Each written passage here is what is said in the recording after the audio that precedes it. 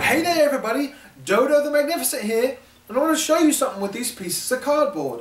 I've got some paper on it with some pictures, and this half has the 12 disciples on it. You see, you've got Simon Peter here, he walked on water. You've got Thomas here, they called him Doubting Thomas, and he had to touch Jesus in his wounds to believe he came back. You've got Matthias here, he's the one that replaced Judas. And you've got Matthew, he wrote the book of Matthew. So many great men of God, so many great workers for God here. And then over here we've got some more. You see, we've got Paul here who wrote a bunch of the New Testament. And we've got Barnabas, he was an encourager. He actually traveled with Paul. We've got Francis Chan, he writes books even now. And then we've got Bob and Larry, the tomato and cucumber. Do you know who they are? They do great works for God.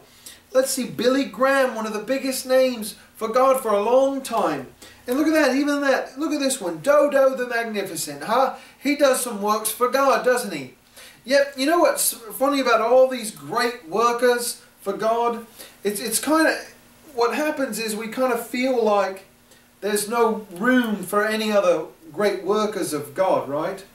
There's not much room here for anybody else to fit in. So many jobs are taken, so many people are doing something good. There's not really something for us to do, is there? Well, the thing is, what you've got to do is you've got to try and look at it from a different way. So if you look at it from a different way, you might find out that things can look so different that in fact there is room for one more, there is room for one more great worker for God. And that, my friends, could be you. You could be a worker for God. You are a treasure to God. Did you know that? God is a treasure to us, and we are a treasure to Him. Each and every one of us can fill this space. And every time it looks like there's not a place for us to fit, God can make one and we can fill it. And He'll set us up to be able to do it the best that we can. So trust in Him, lead by His example, and do everything you can for Him.